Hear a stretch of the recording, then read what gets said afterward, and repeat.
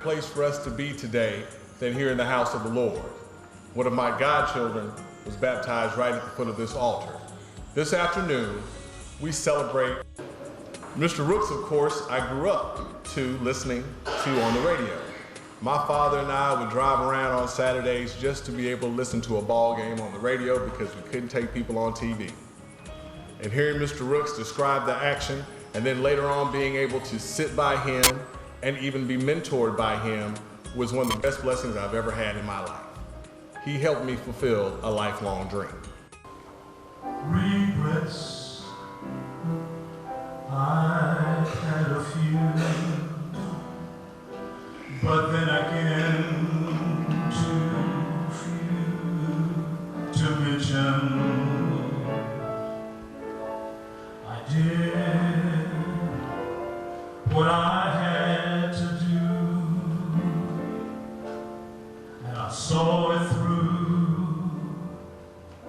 without exemption. Well, I planned each sharp course and every step. I asked myself, what do you think of when you think about Mr. Rooks?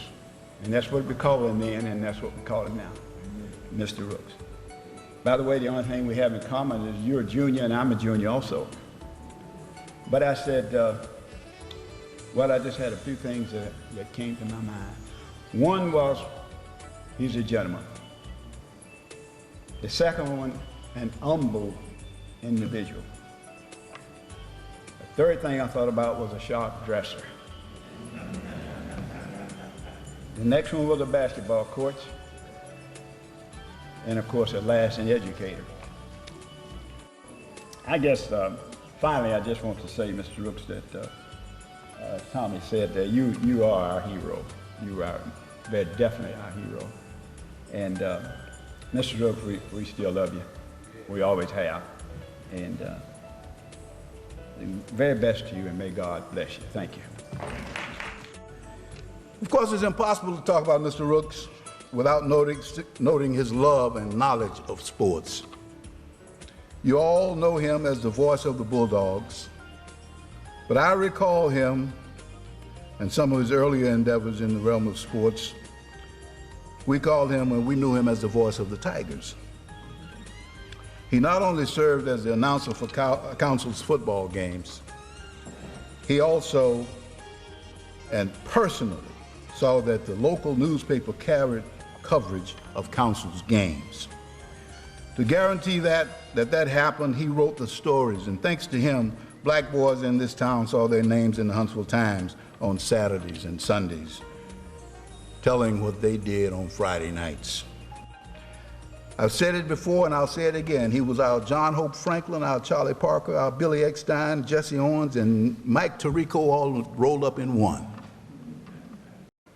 Through the years, I've maintained a contact with my mentor and friend, and I use that word pointedly as I can, for that is indeed what we've become over the years. I was reminded of the depth of that friendship a year or so ago as I went about the never-ending task of cleaning out my mama's house. I ran across a letter that Mr. Rooks wrote me while I was toiling in the pledge club of the Omega Psi Phi fraternity. Needless to say, I was tremendously moved and encouraged by that letter at the time that it was written, in much the same way that I am with our frequent telephone chats today. In closing, I'd like to say thanks to you, Mr. Rooks, for letting your light shine so brightly and so selflessly for this region. I'd like to thank you, however, specifically on behalf of the legions of students whose lives you've touched through the years, and there are a number of them here today. I would be remiss if I didn't also express my thanks to your family, your wife Nancy and your son Sonny, for their support and willingness to share you with us all through the years. And so that I can go home without too much trouble, I want you to know, Mr. Rooks, that I didn't put my wife's name on my little ad for the book for you. She is one of your admirers too. So please, so I can get in the car and go home, look at it and add her name to that, please, okay? Thank you very much. Lee Jean, you and Brother Ted are standing on the shoulders, broad shoulders, of a great man. I've known Isaac Walter Rooks, Jr. for more than 50 years. We first met in 1959 on my very first visit to Huntsville to attend a family funeral. I was still in college at the time. I had no idea that I would one day, 6 years later, work at Alabama A&M University with the legendary Louis Cruz. Ike always wanted us to look professional. Shirt, tie, jacket, and it had to be maroon and white. Ike set the bar pretty high, but he was our leader. I worked with Ike for about 15 years, and we traveled hundreds of thousands of miles. All games at that time were played on the road. Not only did we do Alabama A&M football, but as the A&M program grew and became more and more competitive, we took on men's basketball and broadcasted home and away. Ike, you're a legend. Congratulations, my friend. This is most deserving. And may the wind always be at your back. My friend, my colleague, my role model, my mentor. Thank you. I'm a graduate of Alabama A&M University in 2004, telecommunications. And to the man here, Ike Rooks, many years we spent together. I think we had about 8 or 9 together. He asked me the 2006 season, he said, Lee Jean, it's my last year. Will you serve as my number 2 man, color commentating for me in my last year? You'll never know what that has meant to me. Working with him that whole season, and we capitalized and finished it off in Birmingham with the Bulldogs' first and right now his only SWAC championship. Hopefully we change that in the coming year. But to serve that year with Ike, talking on the radio with him, the countless hours, traveling down the road, the cell phone conversations, teaching him how to use a cell phone through the week. I think he finally learned how to maybe text message, but if not, we'll work on that. But again, just a message of thanks to these 2 men. Ike, it's an honor to sign on and do the broadcast following in your footsteps. I think the year 2000, I went up to the radio station and I said, I want to volunteer and help out with the broadcast. And he thought, who is this young man with this country twang? So he took me under his wing. He mentored me, he taught me, he educated me, and it was a blessing and it was an honor to serve under him, and it's a continuous honor to serve today as the voice of the Bulldogs after Ike Rooks and the 44 years that he put in. Look forward to next week. Grambling will bring home a victory, and Ike, thank you for all that you've done. Mr. Rooks, an educator. I came to Huntsville in 1964. This month, 49 years ago, to go to school and play football at Alabama A&M University. And Thursday night, Mr. Rooks, the council members asked me, well, why do you call him the voice of the Bulldogs? I said, if you only knew the history of Alabama A&M University athletics, you'll understand it. And I added a caveat to that. If you don't, you'll understand it by and by. Well, after a fine afternoon of reflection, of history, of love, and devotion to the Lord's work, we get an opportunity to present to you those that we've talked so much about today. And young people, as I've reminded you, and I'll say this again, take an opportunity to talk to some people with a lot of gray hair in their head, because they probably, and even some will just die. They'll get an opportunity to tell you a lot about history and it's more living history than it is just something you read in a book. And their stories are probably far more interesting than the ones that you find in a book. So to present to you one of our honorees this afternoon, Mr. Isaac W. Rooks, Jr.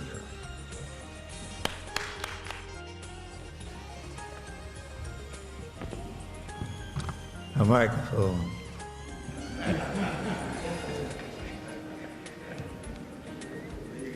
Dangerous. I've already been given specific instructions by my chief CEO sitting over here. Don't talk too long.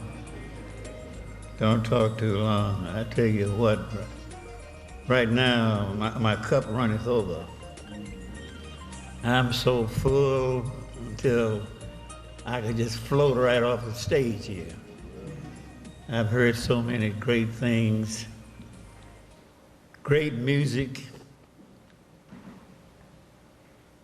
been in the midst of friends, students. I have some students there right now. Where are some of my students? Stand up and let me see who you are. Do I have some students in here? Yeah, look there. There's a row back there behind me. Row back behind me. Yeah. Oh, yeah. Well, one behind me, too.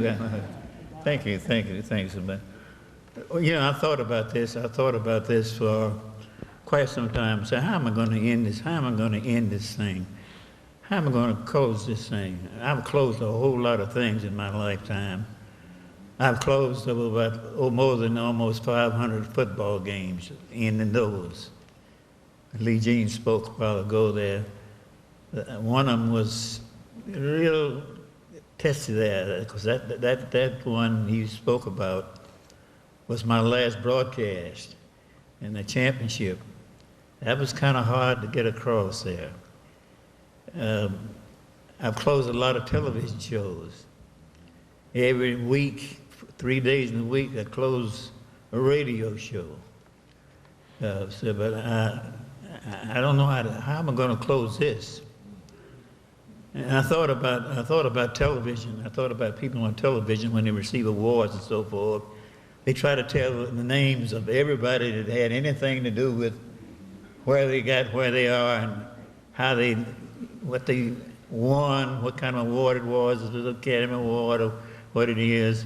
Some of them pull out a laundry list and try to read it and they blow a whistle. Now, somebody don't blow a whistle on me right now. I don't have a laundry list. If I had a laundry list, it would probably start back here and roll out there to the front, somewhere in the lobby out there. The list would be just that long here. I do want to thank all of those persons who were kind enough to put notations and well wishes in the souvenir booklet. I know who you are by name, but I'm not going to try to call any names because invariably I would miss someone and I don't want to do that. But I do feel obligated to mention several names here. First of all, Mrs. Eiffel, the chairperson of this Harvest Committee, and Ms. Laura Cliff, who orchestrated this affair here that we have today. And I would be remiss if I didn't mention my wife, Nancy. I go to bed at night, and I'm sleeping, I wake up, and she's still up, working on something to get this thing right. But there's nothing unusual about that, because she's been doing it for a long time, many years. When those 44 years, and I was up and down the road, up and down the road, up and down the road, she's always there, taking care of things. So it's not unusual. I don't think my son, Sonny, he did a lot of leg work. In getting this thing done here. And I've got to thank these four men here, because they came at my request. And they mean so much to me. We spent so many great hours and years together. So I got to mention them. Dr. Henry Lacey, one of my prize students, all the way from New Orleans, he came to speak. And of course, Leo Turner. Leo was in a class when I first started teaching back in 1950. And of course, Gene Bright. I always tell Gene, so you ain't happy, you're my brother. I always say that. We spent a lot of time together. I never forget the time out. We were in a press box in Tennessee, and I had to leave, like I did a few minutes ago. I had to leave. And I said, I gotta go, Gene. He said, wait a minute. I'm gonna leave you with the microphone. So I left Gene there with that microphone, and I said, you're gonna have to do something with it, because I got to leave you now. But he came through like he always did, came through like a champ. And I got to mention also Tommy Lockhart. Tommy's still back there. 27 years, was it, Tommy? 27, was it 30? It was said 27 years, 30 years, up and down the road. I requested him, and not only was he great in the booth here, but what a set of pipes. What a set of pipes. I tell you what, he's been singing around a long time here, but the older he gets, he seems to get better. I mean, where's that range come from? That power, I don't know where it came from, I don't know. And I got to mention Lee Jean. I remember Lee when he first came to the booth, the little fellow from Tennessee with the twang. Yeah, but one thing about him though, he wanted to learn. He wanted to be good, and he is good. He wanted to do that. He said he learned some things from me. Perhaps he did. I noticed he has a little notebook where he keeps notes in it. So that one thing I always preach all the time, preach to him, say, you got to be prepared. If you're going to get on the air, you got to be ready. You got to be prepared. He listened to that. That's why he's doing a good job here, along with this cat in the back behind me here. Ted, yeah, right. Okay. Go Bulldogs. Please allow me, and I know you've been here a long time, and your patience is great here, and God bless you for that. But let me put this little footnote in here. A lot of things have been said, a lot of things have been written in that book about all the good things that I've accomplished and done, and the legend and all of this kind of things here. Hey, but I didn't do this by myself. I had a lot of help. I had a lot of good help. Good mother, good father, good wife, great teachers at the high school level and at the college level that helped.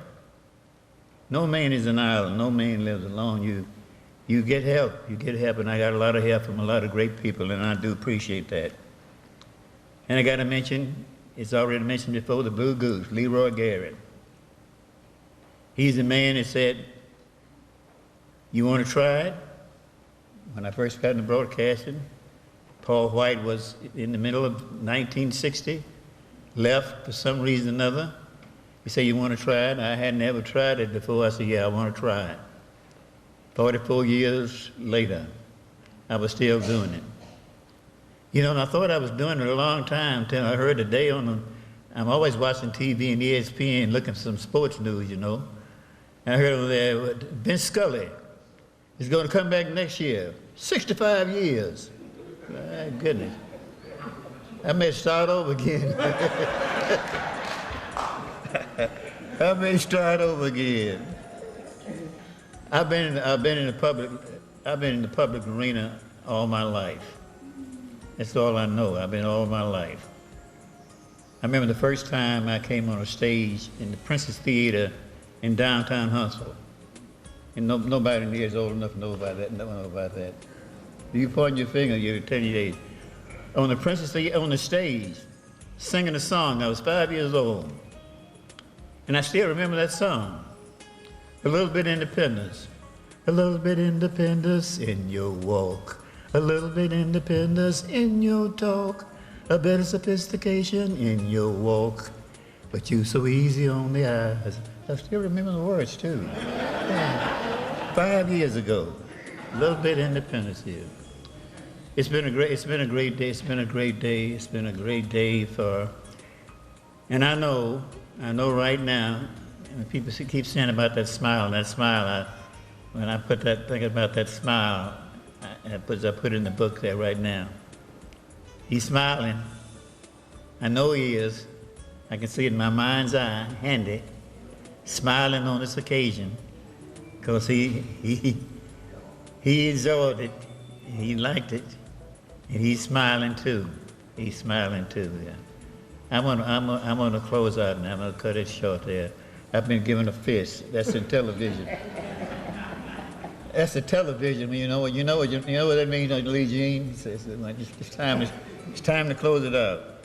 Time to close it out. So I'll close it out and say, praise God, from whom all blessings flow. Thank you. And I won't say so long, everybody, because I hope I'll see you again soon. Thank you.